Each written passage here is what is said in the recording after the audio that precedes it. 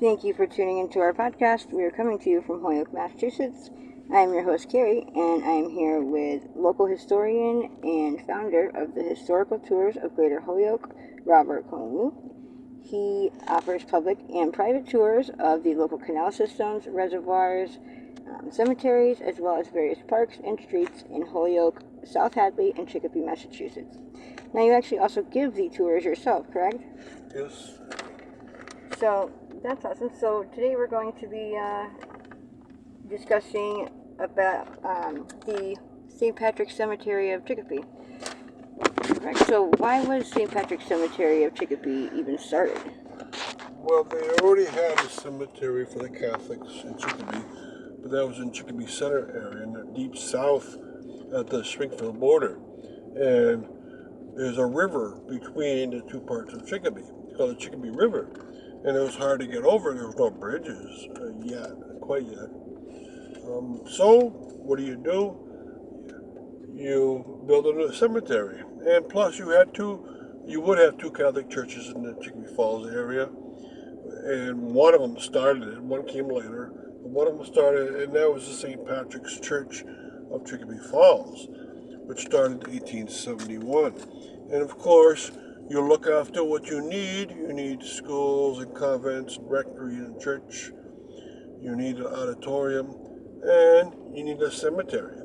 And the cemetery was started in 1873 by the founding pastor, and he believed that his parishioners should have the best, so he went around looking through Chicopee, and they found a good place. And it was pretty good because the original church was on Sheridan Street, along with the school and convent rectory, and the cemetery itself was not on Sheridan, but was at the top of Sheridan. You only have to go about a quarter mile along the top of Sheridan, and you meet up with this cemetery. So that's why they started it up. So now, why is the founding pastor of St. Patrick's Cemetery of Chicopee buried here? Okay, the founding pastor, the first pastor, was Patrick Stone, and he was such a great pastor that the parishioners wanted him buried there. And in most cases, pre-1900, the founder of a Catholic church would have been buried alongside the church.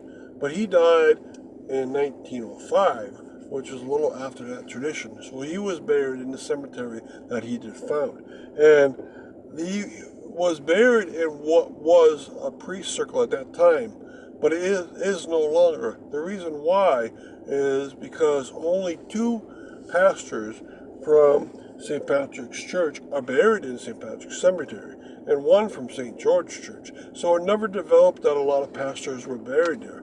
And so what was to be a circle of priest burials ended up being a lot of modern burials around the Patrick Stone gravestone.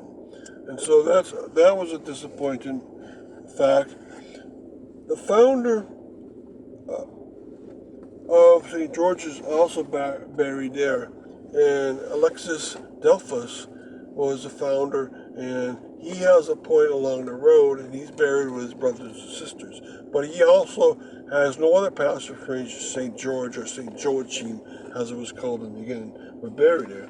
So these are two isolated burials, it's too bad because a lot of cemeteries, Catholic cemeteries, usually have priest circles where the founding pastor, the second pastor, the third pastor were all buried. But you don't get that effect here, so it's a slight disappointment for people. No, so before we finish our interview, so for you listeners out there, you can check out his site at holyokecanaltour.org. There you can find out about his other you can find his other podcasts along with videos of each of the stops on his various tours. Also, his past and present photos of the historical sites throughout. Now, he offers the both public and private tours, but so you can set up the private tours with him, which make for great fun and educational activities for the family. Also for those special occasions that you want to have group outings or just for a day out. And you can do so by emailing him directly at bobcat4214 capital B, at yahoo.com. Again, that's BOBCAT4214, capital B, at yahoo.com. Now, getting back to our interview. So, where is the baby section in the Potter's Field? They're in the back southwest corner, and the baby section doesn't have many stones, but and of course they were buried without being baptized, so they had to be buried separate from the other people. And usually in that case, also the parents are very poor; they couldn't afford gravestones for a young child, usually below the age of 1 year old. And back in that same section, together, the Potter's Field and the baby section are right near each other. And also the Potter's Field, remember, paupers don't have much money and their families don't have much money. And so they have a very simple ceremony and burial in a coffin, but there's almost never a stone, unless later genealogists, a family could come on and say, oh, let's get a stone for this guy. So they're back there, and that makes it somewhat sad back of the cemetery. But mixed in the back of the cemetery are also very interesting cases that if you go on this tour, you get to see. And so we're going to talk about those situations too. Now, so are there any other burials that you care to point out? Yes, and I'll give you some details, but I hope you would kind of attend this tour or come on it somehow. But there's one case that's real cool. A 19-year-old died, and he was a metal worker. And when he died, on top of the base of the tombstone, instead of having an engraved tombstone, they had put on the Eiffel Tower design, a four-side of metal work that was about 4 feet high. And I don't know if it was made before or after. Was it made by him during his lifetime? Was it made by his parents somehow or a friend?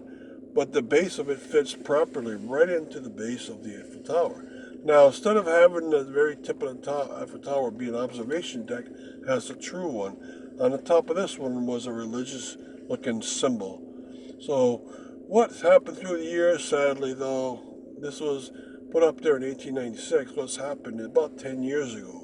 So this is the year 2023. About 10 years ago, the Eiffel Tower design had brought it away. And all that's left is the very top, and it's very hard to see that there was an Eiffel Tower on the base.